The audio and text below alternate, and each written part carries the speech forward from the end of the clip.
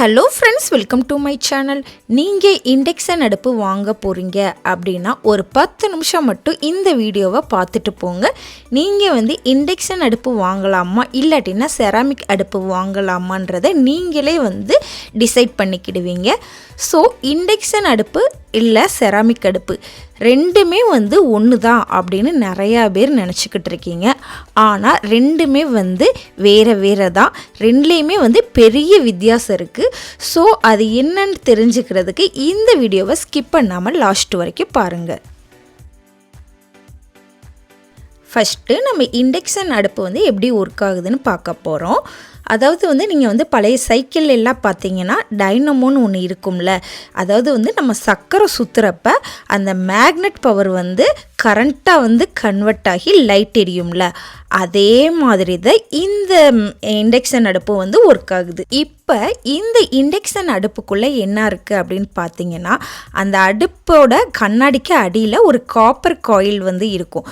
So நீங்கள் ஸ்விட்சை on பண்ணதுக்கப்புறம் ஒரு மேக்னெட்டிக் ஃபோர்ஸை கொடுக்கும்.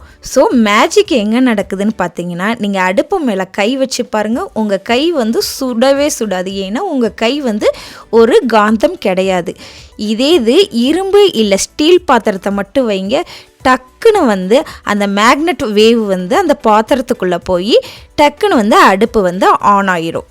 ஸோ இதுதான் இண்டக்ஷன். இப்படி தான் இண்டக்ஷன் அடுப்பு ஒர்க் ஆகுது. இப்போ இந்த செராமிக் அடுப்பு எப்படி ஒர்க் ஆகுதுன்னு பார்க்க போகிறோம். இண்டக்ஷன் அடுப்போட ஆப்போசிட் தான் இந்த செராமிக் அடுப்பு. ஸோ இது எதில் ஒர்க் ஆகுதுன்னு பார்த்தீங்கன்னா காயில் தான்.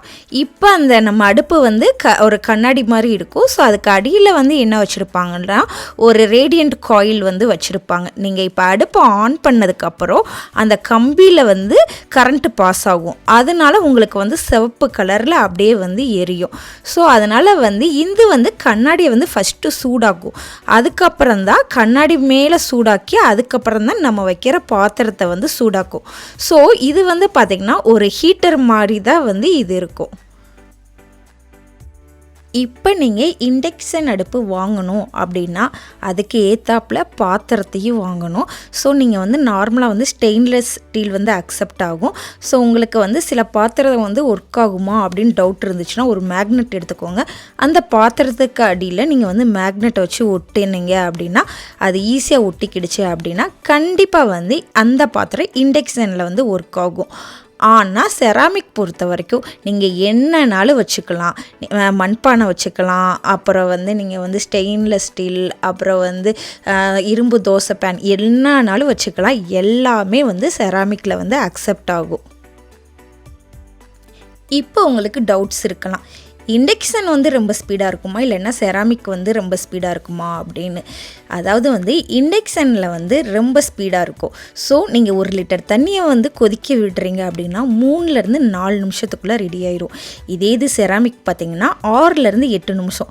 கேஸ் அடுப்பு சொல்லவே வேணாம், 8லேருந்து 10 நிமிஷம் வரைக்கும் எடுத்துக்கிடும்.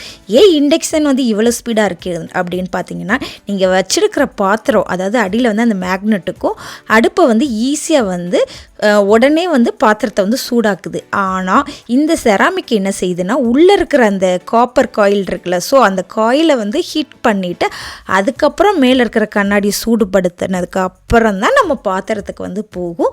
ஸோ அதனால் கொஞ்சம் இது லேட் ஆகும். உங்களுக்கு நெக்ஸ்ட்டு டவுட் கரண்ட் பில். அதாவது இண்டக்ஷன் யூஸ் பண்ணுறதுனால கரண்ட் பில் அதிகமாக வருமா இல்லைன்னா செராமிக் யூஸ் பண்ணுறதுனால கரண்ட் பில் அதிகமாக வருமான்ற டவுட்ஸ் இருக்கும். இண்டக்ஷன் அடுப்பு ஸ்பீடாக குக் பண்ணுறதுனால கரண்ட் பில் மிச்சமாகும். இதே இது செராமிக் மெதுவாக சமைக்கிறனால அதோட கரண்ட் பில் அதிகமாக இருக்கும். இப்போ எப்படின்னா ஒரு நாளைக்கு 1 மணி நேரம் நீங்கள் இண்டக்ஷன் யூஸ் பண்ணுறீங்க அப்படின்னா 15லேருந்து 20 யூனிட் வரைக்கும் வரலாம். இதே இது செராமிக் நீங்கள் யூஸ் பண்ணுறீங்க அப்படின்னா 25லேருந்து 30 யூனிட் வரைக்கும் வரும். நெக்ஸ்ட்டு டவுட் வந்து உங்களுக்கு வந்து இண்டக்ஷன் வந்து ரொம்ப சேஃபாக இருக்குமா, இல்லாட்டினா செராமிக் அடுப்பு வந்து ரொம்ப சேஃபாக இருக்குமா அப்படின்ற டவுட்ஸ் வந்து உங்களுக்கு இருக்கும். ஸோ நீங்கள் குக் பண்ணினதுக்கு அப்புறமும் அடுப்பை தொட்டால் கூட இண்டக்ஷன் வந்து சில்லுன்னு தான் இருக்கும். இதே இது வந்து செராமிக் பார்த்தீங்கன்னு வச்சுக்கோங்களேன், ரொம்ப சூடாக இருக்கும். இப்போ பாத்திரத்தை வந்து அடுப்பில் வச்சுட்டு நீங்கள் எடுத்தீங்க அப்படின்னா இண்டக்ஷன் வந்து ஓகே உடனே வந்து நின்றும். இதே இது வந்து நம்ம ஆஃப் பண்ணதுக்கு அப்புறம் கூட செராமிக்கில் வந்து எப்படி இருக்கும்னா ஹீட்டாக தான் இருக்கும்.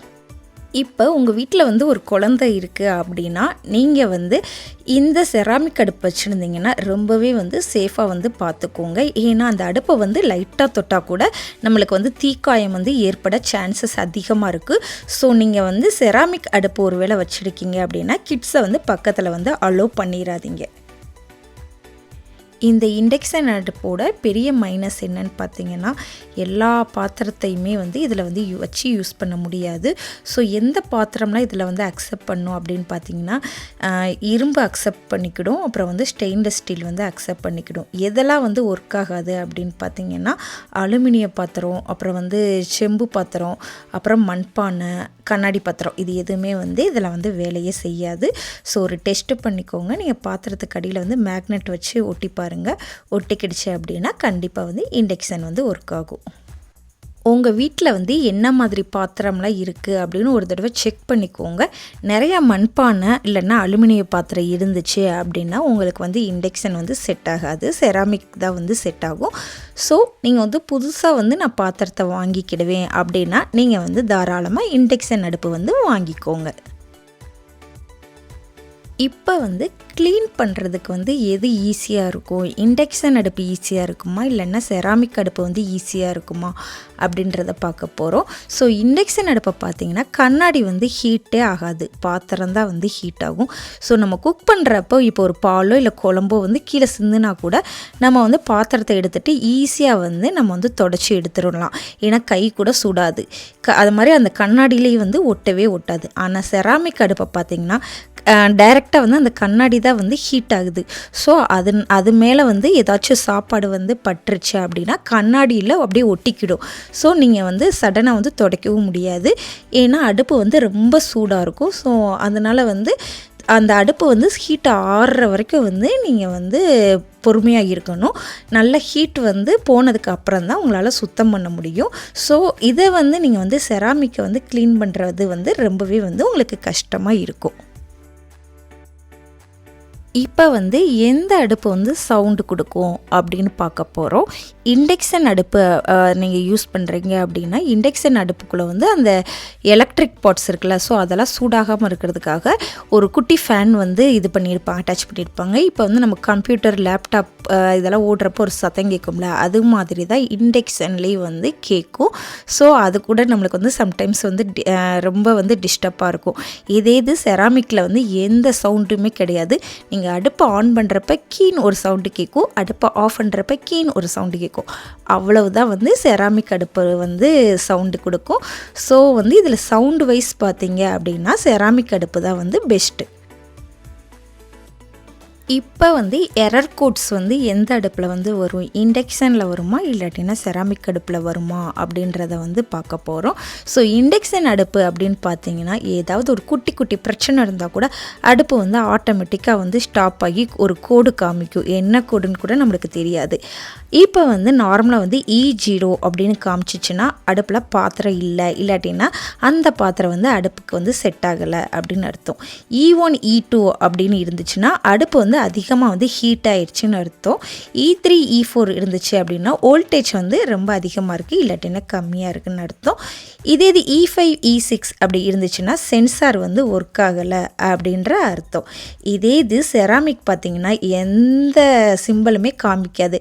ஹச்ன்னு ஒன்று காமிக்கும். ஹச் ஏன்னா நம்ம அடுப்பை ஆஃப் பண்ணதுக்கப்புறம் ஹச்ன்னு வரும்.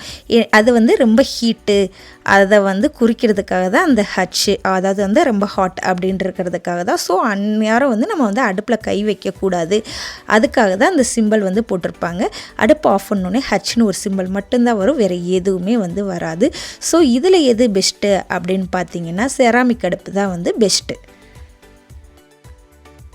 இப்போ வந்து நீங்கள் ஒரு முடிவுக்கு வந்திருப்பீங்க, இண்டக்ஷன் வந்து உங்களுக்கு வந்து தேவையா இல்லாட்டினா செராமிக் அடுப்பு வந்து தேவையா அப்படின்னு. ஸோ நம்ம வீட்டை பொறுத்த வரைக்கும் எப்படி இருக்கும்னா எல்லாமே வந்து நார்மலாக ஈயப்பாத்திரம், அப்புறம் வந்து சும்மா சில்வர் பாத்திரம் அந்த மாதிரியே தான் இருக்கும். ஸோ இப்போ வந்து அதுக்கெல்லாம் பெஸ்ட்டு எதுன்னு பார்த்தீங்கன்னா செராமிக் தான் பெஸ்ட்டு. ஸோ நீங்கள் வந்து எக்ஸ்ட்ரா பாத்திரம் எதுவுமே வந்து வாங்க தேவையில்லை. இருக்கிறத வந்து யூஸ்ஃபுல்லாக வந்து நம்ம யூஸ் பண்ணணும் அப்படின்னா கண்டிப்பாக வந்து செராமிக் தான் பெஸ்ட்டு. நானே வந்து 5 இயர்ஸ் வந்து இப்போ வரைக்கும் எங்கள் வீட்டில் வந்து செராமிக் அடுப்பு தான் வந்து நான் வந்து யூஸ் பண்ணிக்கிட்டு இருக்கேன். எனக்கு ஒன்றும் அவ்வளவு ஸ்பீடு வந்து கம்மியாகிற மாதிரி எனக்கு தெரியலை. மேபி அது வந்து நான் பழகுனனால எனக்கு அப்படி தெரியலை. கண்டிப்பாக வந்து நீங்கள் என்ன மாதிரி அடுப்பு வந்து உங்களுக்கு வந்து தேவை அப்படின்றத வந்து மறக்காமல் சொல்லுங்கள்.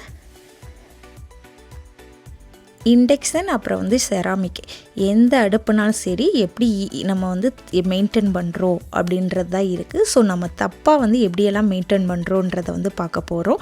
நீங்கள் வந்து இந்த இண்டக்ஷன் யூஸ் பண்ணுறீங்க அப்படின்னா அதுக்கு கரெக்டான பாத்திரத்தை வந்து வைங்க. இல்லாட்டினா வந்து இண்டக்ஷன் வந்து ஒர்க் ஆகாது. இன்னொன்று வந்து மேலே வந்து நம்ம க்ளீன் பண்ணுறோம் அப்படின்னு நினச்சிட்டு நல்லா தேய்ன்னு தேய்க்கிறோம். ஸோ அதனால் தேய்க்கிறப்ப அந்த மேலே இருக்கிற கிளாஸ் வந்து ஸ்க்ராட்ச் ஆயிரும்.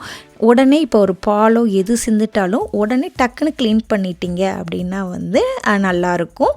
ஸோ அதையும் வந்து நம்ம இக்னோர் பண்ணுறது வந்து ஒரு பெரிய மிஸ்டேக்காகவே இருக்கும். ஸோ இதெல்லாம் ஃபாலோ பண்ணுங்கள். இப்போ வந்து இண்டக்ஷன் இல்லாட்டினா செராமிக் ரிப்பேர் ஆச்சுன்னா எதுக்கு அதிகமாக செலவு வரும் அப்படின்னு பார்த்தீங்கன்னா இண்டக்ஷனுக்கு தான் வந்து அதிகமாக செலவாகும். ஏன்னா இதில் வந்து ஒரு போர்டு இருக்குது. ஸோ அது வந்து ரிப்பேர் ஆச்சுனாலே வந்து அதிகமாக செலவாகும். இப்போ வந்து அந்த போர்டு வந்து அதிகமாக வோல்டேஜ்னால கூட வந்து அந்த பிரச்சனை வந்து வரலாம். ஸோ இது செராமிக் அப்படின்னு பார்த்தீங்கன்னா செராமிக்கில் வந்து நம்மளுக்கு அந்த மேலே இருக்கிற கிளாஸ் உடஞ்சா மட்டும்தான் வந்து மாற்றுறதுக்கு செலவு அதிகமாகும். ஸோ மிச்சபடி பார்த்திங்கன்னா வந்து செலவு வந்து எதுக்கு அதிகம் அப்படின்னா இண்டக்ஷனுக்கு தான் வந்து அதிகம். ஓகே, இப்போ நம்ம வந்து ஃபைனலுக்கு வந்துட்டோம். என்னோட கருத்துப்படி என்னென்னா உங்களுக்கு வந்து ரொம்ப ஸ்பீடாக இருக்கணும், இல்லை ரொம்ப சேஃப்டி, இல்லை கரண்ட் பில் வந்து கம்மி, இந்த 3மே வந்து உங்களுக்கு முக்கியம் அப்படின்னா நீங்கள் வந்து கண்ணை மூடிக்கிட்டு இண்டக்ஷன் அடுப்பு வந்து வாங்கிக்கலாம். இல்லை என்கிட்ட பாத்திரம் தான் எனக்கு முக்கியம், நான் நிதானமாக சமைச்சாலும் பரவாயில்ல அப்படின்னு நீங்கள் நினச்சிங்கன்னா செராமிக் சைடு வந்து போங்க. உங்களுக்கு இந்த வீடியோ பிடிச்சிருந்துச்சுன்னா மறக்காமல் லைக் பண்ணுங்கள். அப்புறம் வந்து உங்கள் ஃப்ரெண்ட்ஸ் அண்ட் ஃபேமிலிக்கு வந்து ஷேர் பண்ண மறந்துடாதீங்க. மறக்காமல் நம்ம சேனலை வந்து சப்ஸ்கிரைப் பண்ணுங்கள். பை.